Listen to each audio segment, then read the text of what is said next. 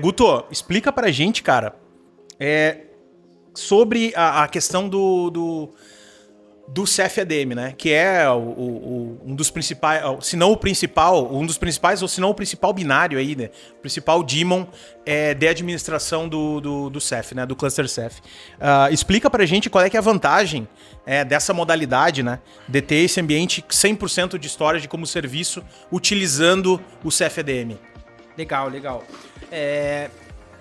Eu venho já de um tempo lá que esses deployments, né, que usavam era PT para tudo que é lado e instalação, né, para instanciar cada coisa, cada serviço ali, se tornava muito mais demorado, né, mais complexo. O CFADM, desde quando nós começamos aqui na Newfront a trabalhar com o chamado Ceph puro, né, que o pessoal fala aí, faz implantação Ceph puro, sim, não só baseado num hypervisor com apoio de outra stack, digamos assim, porque certo. A maioria das soluções, elas focam só, consome só o RBD ou consome só o FS, mas agora um conjunto com todas as interfaces, digamos assim, da solução, porque a arquitetura ela é baseada em interface. Interface do Radus Block Device, a parte do FS, que é o CFFS, e a parte do Radus Gateway, que é a parte de Object Storage S3, que tu entrega lá um gateway de S3, né? O CFADM, basicamente é o seguinte, nessas implantações, como eu falei, a gente desde quando começou a trabalhar, o que a gente vê de melhor nisso tudo, né? Acho que o primeiro ponto, ele simplifica o processo, né, de deployment. Então, quero subir um node, seja ele em Red Hat, em Ubuntu, enfim, dependendo da distro aí. Nós subimos em pelo menos umas 4 distros distintas aqui. Algumas a gente tem mais afinidade e tal. Parece funcionar mais adequado, né?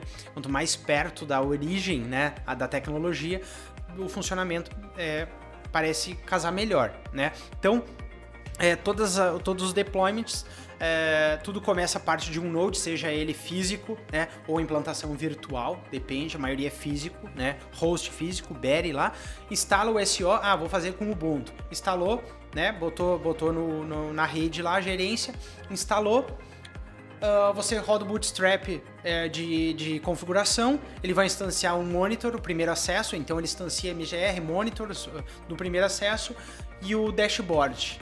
Na própria console CLI ali, quando você fez o deployment, executou o Bootstrap e tal, ele já te dá o endereço do teu Ceph Dashboard, já instanciado no IP do MGR, da tua gerência, teu usuário, administrator, tem que ser um perfil administrador para logar, e a tua senha. Logou ali, você cai num wizard, ou numa primeira configuração, que é, o que tu quer fazer agora? Quero adicionar novos hosts, o que tu quer fazer? Tu não é obrigado já a sair adicionando host, claro, né? Mas o CFADM, ele, dependente de como tu vai seguir a implantação pós, ele facilita muito, ele agiliza o processo. Então, hoje dá para nós subir um ambiente de S3 tendo todos os recursos e os nodes. Cluster montado, vou fazer o deployment de um ambiente S3 para entregar para o cliente. Se toda a parte da infraestrutura, a rede, conectividade, né, tudo tiver de acordo dentro do ambiente, segregação, porque quando tu vai implantar Ceph, você tem que ter a sua rede de Heartbeat, a rede de cluster, né, a rede pública, Ceph Public, Ceph Cluster, mais gerência, etc. Tudo isso estando pronto com o Ceph ADM, que é esse pacote, esse binário que faz troubleshooting, é questão de segundos. Nós já temos scripts prontos aqui de deployment que faz uma infraestrutura em questão de segundos. O cliente já pode estar comercializando seu Object Storage dentro do data center, né? Então, vantagem, além de toda essa agilidade, né, você tem nativo o dashboard rico de informações e integrações. Por exemplo, você vê indicadores gráficos da infraestrutura hoje com Grafana integrado, né? Vê todos os gráficos por OSD, por daemon, por consumo de cada coisa, quantos milhões de objetos vai ter lá dentro. Você vê isso tudo, né, em tempo real. Para a gestão disso é muito bom, né? E o serviço, quero criar um novo daemon, quero instanciar. Como ele é containerizado, ele é muito ágil no deployment, é muito fácil, né? E você pode fazer isso tudo pela interface ou usando a CLI. Então você vai conectar lá, vai invocar o shell ali e vai entrar na CLI do Ceph e fazer o deployment tudo por ali. Se você dá por exemplo, um Docker PS lá, você vai ver todos os containers instanciados, você pode acessar de forma individual cada container. Então, o que mudou bastante assim foi nessa virada do Ceph com o Ceph ADM foi a questão dele ser containerizado, porque antes era cada daemon é um host. Não, agora você tem vários daemons em um único host, né? Então, ao mesmo tempo que eu sempre gosto de trazer esse tema, lá, sabendo as origens, né, da solução, como funciona, é importante ter a base, né, que não é aquele, só sei teoria, eu só sei clicar o wizard, não, tem que saber a origem do negócio, até para você saber a regra de que você não vai poder instanciar muitos daemons em um único host. Então tem que ter, por exemplo, um host, um monitor, ele consome uma determinada memória, por mais que tenha orçamentação, etc e tal, né?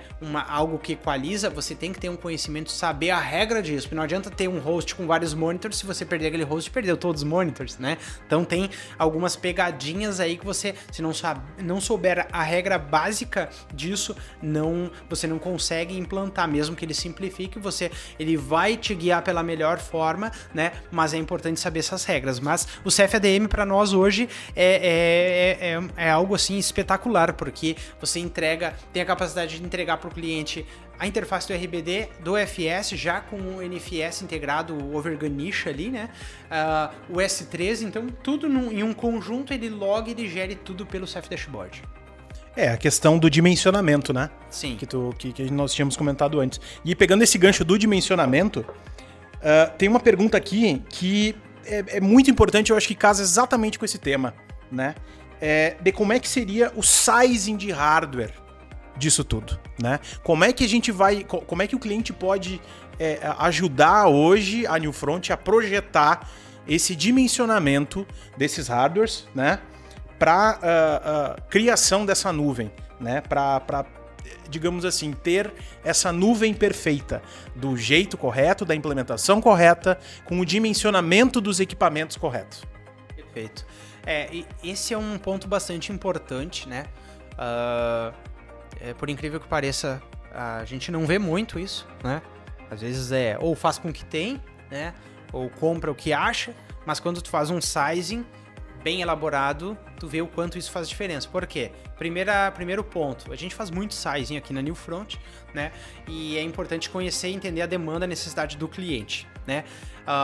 E principalmente conhecer o workload, a carga dele. O que ele tem lá? Então, assim, primeiro o ponto de partida para elaborar um bom sizing de hardware, né, para atender isso qual é a massa de dados que ele tem? Hoje, real, o que tu tem? Para nós armazenar isso com segurança, vai custar quanto a nível de armazenamento, né? Segundo ponto, aonde tu quer chegar, né? Em qual tempo? Eu sei onde eu quero chegar em 1 ano, em 2, ok, mas tem que ter essa projeção mínima, né?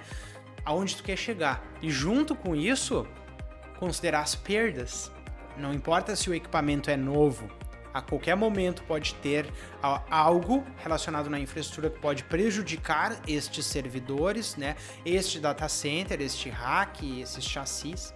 Então, é importante considerar as falhas. Muito importante ter isso mapeado, né? Com certeza. E lá no sizing, quando eu particularmente desenho uma arquitetura de sizing, de cloud, seja ela para um cluster hiperconvergente ou somente storage, eu faço esse sizing considerando as perdas, né? E trago para o cliente isso, né? De forma que ele também compreenda, porque às vezes parece ser difícil o entendimento disso, né? Porque não é... Quando você vê lá, ok, eu tenho 100%, eu tenho um ambiente de 500 tera. Nossa, eu tenho agora com a paridade 350 tera para utilizar. Um exemplo, usou o Erasure Code, fez lá economia de dados, né? Fez um perfil de K mais M adequado e tenho 350 de área líquida.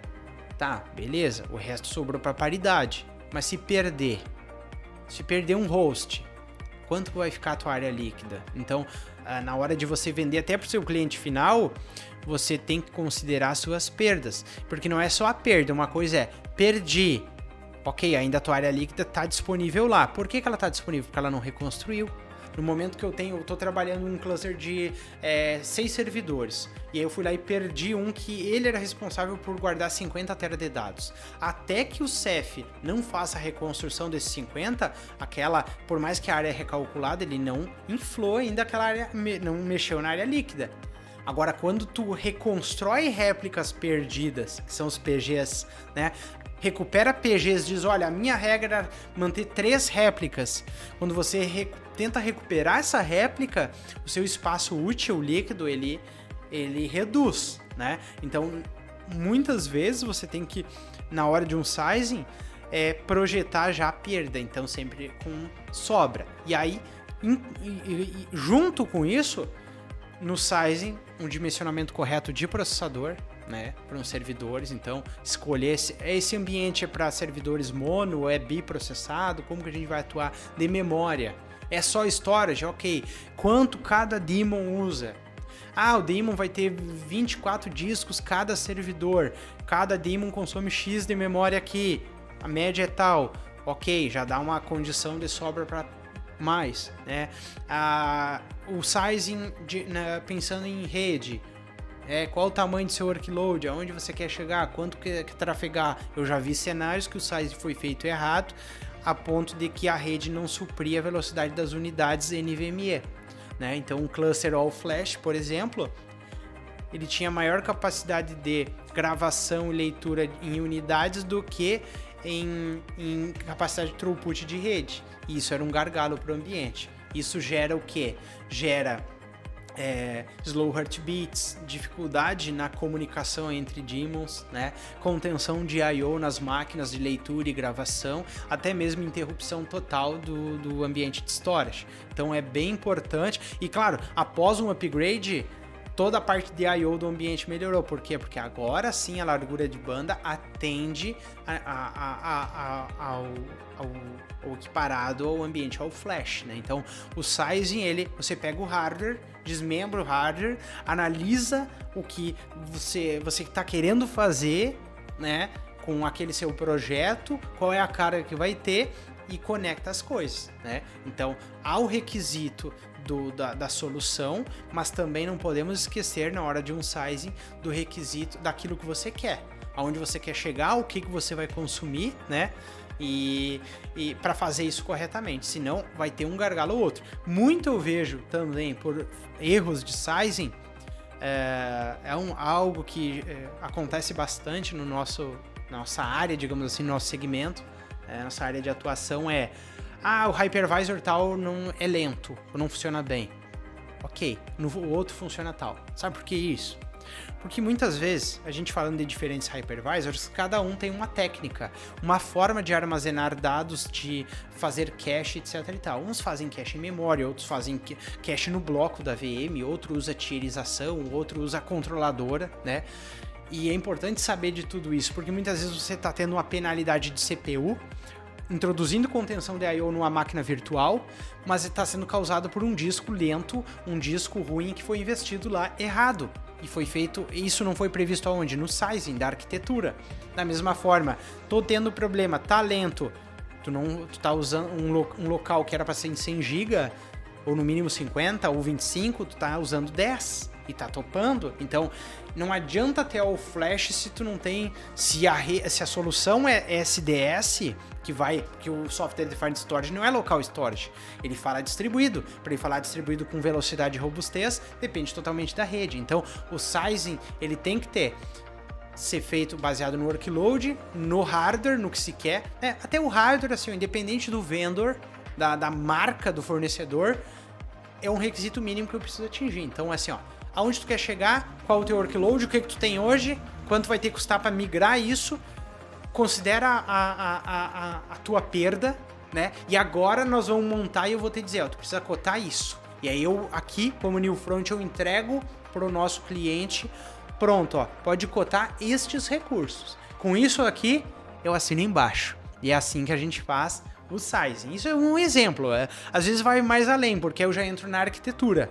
Aí eu entro na arquitetura e desenho a arquitetura após o sizing. Aí já muda mais, porque eu digo, ó, ok, o hardware eu já sei que eu preciso adquirir, mas qual é a arquitetura que tu vai me entregar? Então eu vou mais além e assino lá no final ainda o projeto.